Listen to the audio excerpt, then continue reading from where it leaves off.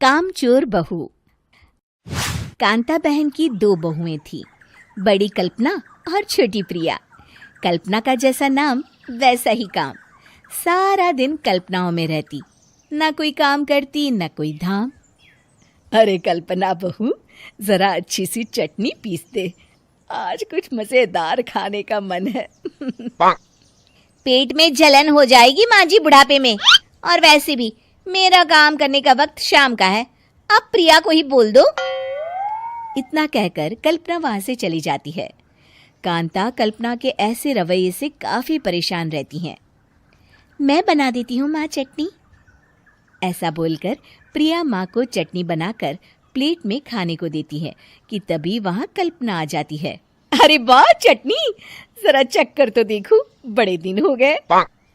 अरे नहीं बहू, तू तो रहने ही दे चटनी खाना, पेट में जलन हो जाएगी।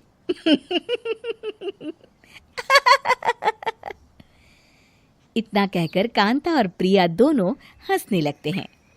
कल्पना सारा दिन या तो मोबाइल में यूट्यूब देखती या फिर सोती रहती। उसका कमरा भी बिखरा और गंदा रहता।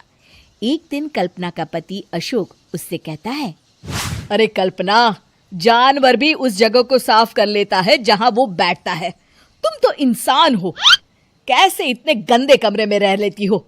देखो सारा सामान यहाँ वहां बिखरा पड़ा है।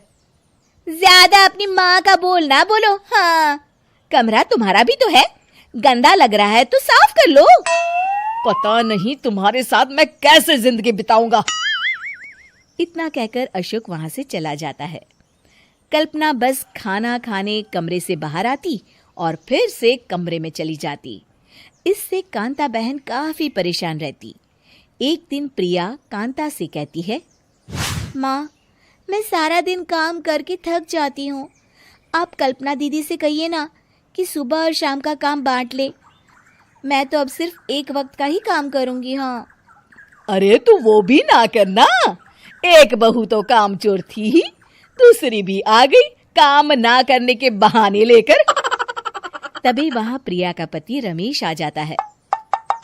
माँ, मैं देख रहा हूँ भाभी कोई काम नहीं करती, प्रिया सारा दिन घर और रसोई का काम करती है, अब कुछ करो ना माँ। कांता मन में कुछ सोचती है और कल्पना के पास जाती है। कल्पना फोन पर मेकअप करना देख रही होती है। कल्पना, तुम सारा दिन बस मोबाइल देखती हो, घर का कोई काम भी कर लिया करो। प्रिया सारा दिन काम करके थक जाती है। आज से मैंने फैसला किया है, एक वक्त का काम तुम करोगी, सुबह का खाना तुम बनाओगी और रात का प्रिया। आप लोगों ने काम को हव्वा बना रखा है। अरे पता नहीं थोड़ा सा ज्यादा काम करने में आप लोग घबरा क्यों जाते हैं। और हाँ, बहुत ज्यादा प्रिया की तारीफ मत करिए मेरे सामने, बड़ी बहू तो मैं ही रहूंगी। मैं कुछ नहीं जानती, कल सुबह मुझे वक्त से खाना चाहिए, रसोई में आ जाना, वरना कल से तुझे खाना नहीं मिलेगा। अगली सुबह कल्पना रसोई में नहीं आती है। वो देर से सोकर उठती है और बाहर आकर कहती है, अरे भूख लगी है, आज खाने में क्या है?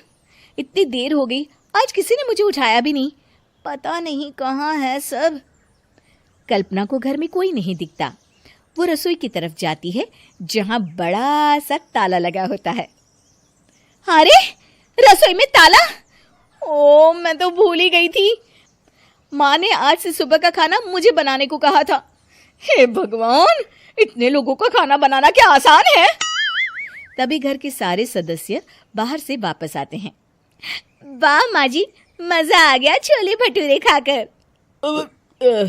मेरे मुंह में तो अभी भी स्वाद आ रहा है।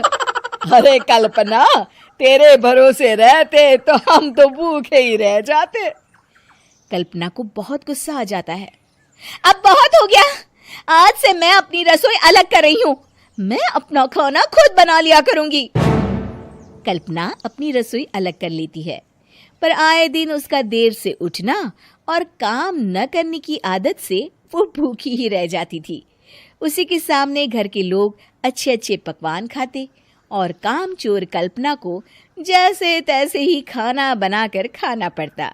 पर एक दिन तो हद ही हो गई। माँ, दीदी आज सुबह से कमरे से बाहर नहीं निकली, हमें जाकर देखना चाहिए।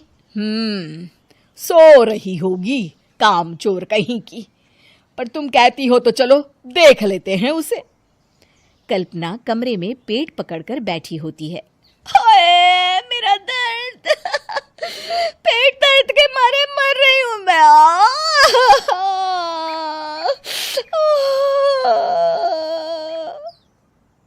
अरे दीदी, क्या हुआ? पेट में दर्द क्यों हो रहा है? डॉक्टर को दिखाया आपने? माँ, कल्पना खड़ी होती है और माँ जी के पास आती है।